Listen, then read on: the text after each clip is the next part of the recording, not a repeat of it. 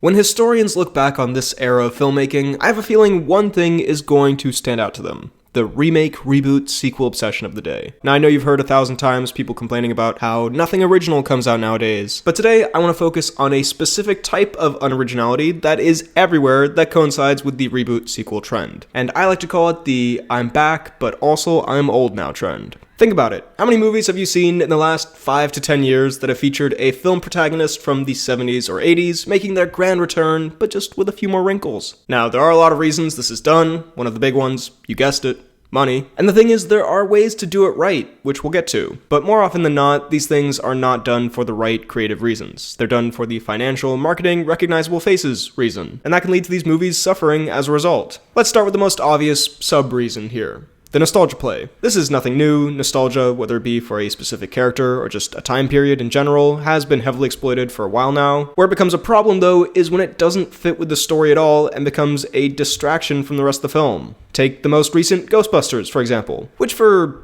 70% of it or so, I didn't think was that bad. It wasn't brilliant, but it was a fun, soft reboot with some familiar elements and some new ideas sprinkled in. Solid kids movie. And then they throw in the old Ghostbusters seemingly out of an obligation to please a fan nostalgia, and it totally halts the momentum that the film's actual story had going. It feels forced into the finale, it takes away from the agency of the new characters that have been introduced. It just doesn't fit in an otherwise okay story, and was thrown in for that cinema applause moment. This can be seen in other films as well. Hell, even the MCU has been doing this a lot recently, but at least in that type of film, with it being a comic book universe with tons of characters already and this expansive, interdimensional, insane plot, they have more wiggle room to write a better story for older characters, and sometimes from other franchises, to make cameos. There it doesn't always feel as forced in. Specifically in No Way Home, it was pretty well done. But a lot of the time now, it feels like a checklist item that is incongruous with the story. Also, just gotta say, this isn't as much of a problem with some of these, but with Ghostbusters, it especially stood out because it was like a kids movie, made for a new generation of kids to go see. And I was sitting there thinking, aren't kids gonna be confused when these old guys show up and take up a big part of the finale? Like, imagine your favorite kids movie you watched growing up, and then imagine just some random character show up in the big finale and all the adults around you start clapping.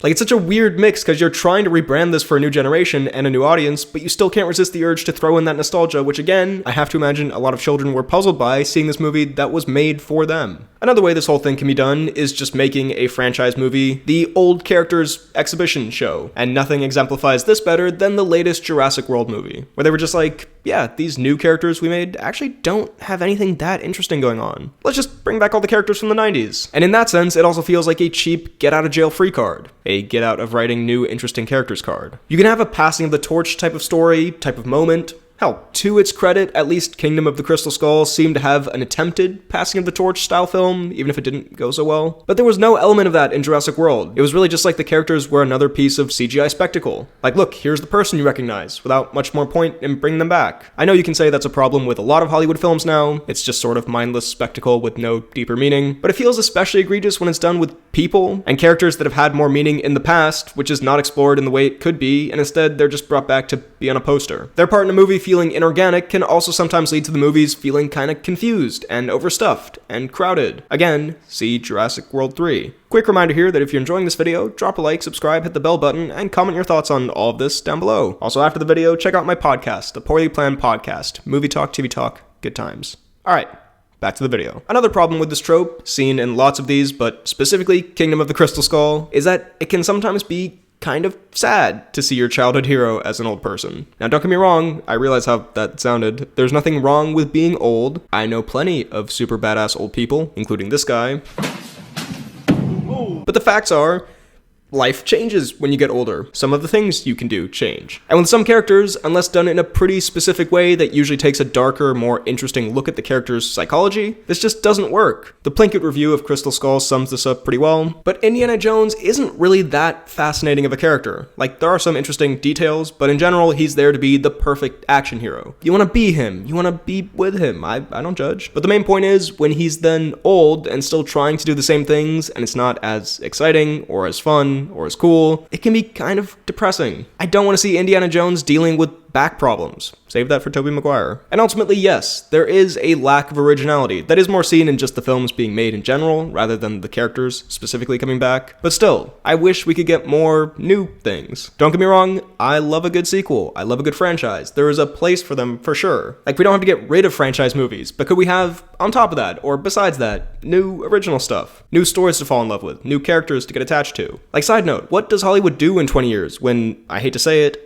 a lot of these actors may not be around anymore? They built up so few memorable and original characters in this time, so there's not a lot to go back and nostalgia play on now. Like, I can think of maybe 5 examples. I hope this means we'll see a resurgence in original films, or maybe they'll just bring back the characters that no one really cared about. Like, look, it's old Chris Pratt from Jurassic World. You remember him, right? He was kind of a renegade, except then he wasn't really, and then just didn't do much of anything for 2 movies. Anyway, he's back and old now. But yeah, also now that this has been done so many times, it's lost its novelty and I don't get as excited anymore. It's sort of like the phenomenon of these films that bring together a bunch of characters just like crossing over, which at first maybe blows your mind, and then they've done it like 1,000 times now and you're like, oh, okay. Like, the first time you do this, it's like, wow, that's crazy. I'd only dreamed of seeing that character back again. But now everyone's done it, and without a proper story or reason, it's purely based on the novelty of the spectacle, and when the novelty of the spectacle wears off, what's left? Even Wolverine coming back. Sure, I'm of course excited to see this actor and this character that I love again, but honestly, I'm more excited because it's in a Deadpool movie and they can maybe do something creative with it. Because just on its own, we've gotten so many of these that they just don't do that much for me anymore. Like, if Hugh Jackman's Wolverine had shown up in a cameo in Multiverse of Madness, I would have been like, oh, that's fun.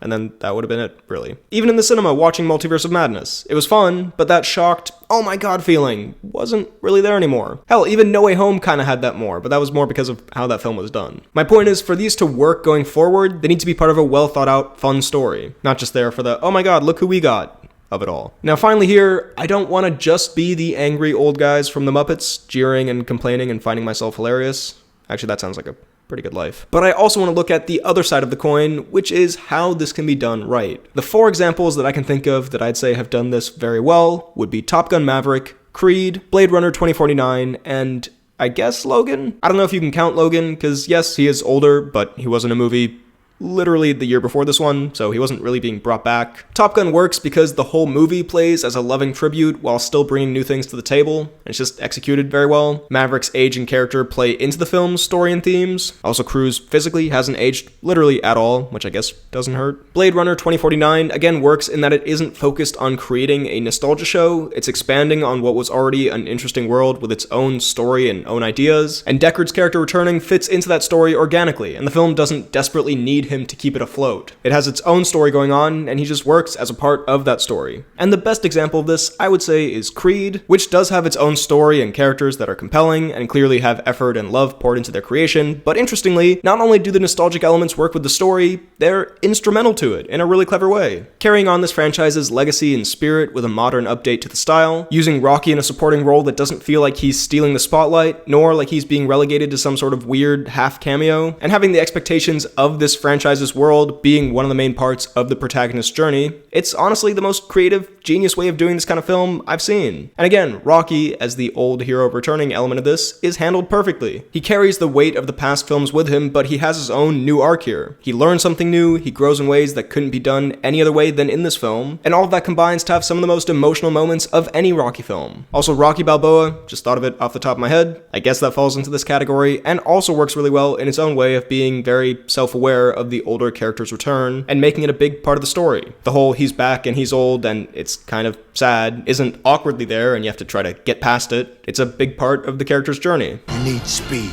You don't have it. You've got calcium deposits on most of your joints, so sparring is out. I had that problem. 21 Jump Street did this whole trend pretty well, in a small way by having it be a self-aware, funny cameo. If you're doing it in a comedy movie, in a cameo sense, I think it's easier to make it not feel forced. And speaking of movies that aren't great, but did this okay, I think Glass is quite a bad film, but in terms of bringing back older characters, this is one of the more fun, creative ways of doing it, thanks to M. Night having to have that twist and split. Creating a film that is genuinely compelling on its own, and then tying it into another compelling film from years ago in a way that doesn't feel super stupid and is kind of believable. Fair play, M. Night. Conceptually, that was a pretty good way of doing this. So, that was my hot take on the old heroes returning trend. I'd like to say now, by the way, just so I have this in a time capsule, I guarantee you we'll be seeing Daniel Radcliffe return as Harry Potter in the next 10 to 15 years, and a Robert Downey Jr. Iron Man return for sure. Hell, we might get Chris Evans as Cap, where they don't need to do any makeup in the next few decades. Anyway, clearly this trend can be done well, earning its nostalgia play by actually writing a fitting story for these characters and putting in the effort to develop new characters in that world. But when it's thrown in clearly for the quick nostalgia adrenaline hit, it usually doesn't make for a very compelling watch. The films usually suffer because of it, and once that quick hit wears off, you're left thinking,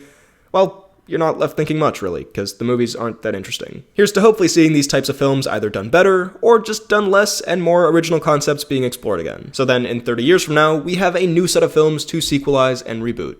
Yay. So those are my thoughts on this old character returning trend. What do you think of all this? Let me know all of your thoughts down below in the comments. While you're at it, be sure to like this video, check out my Instagram and Twitter at BHL_Hudson, my TikTok at BHLHudson, my Letterboxd at RealBHLHudson, check out this podcast that I do with a friend of mine where we talk about movies, TV shows, a bunch of nonsense. It's called The Poorly Planned Podcast, and subscribe for more videos like the one you just watched. Thanks for watching, and I'll see you next time.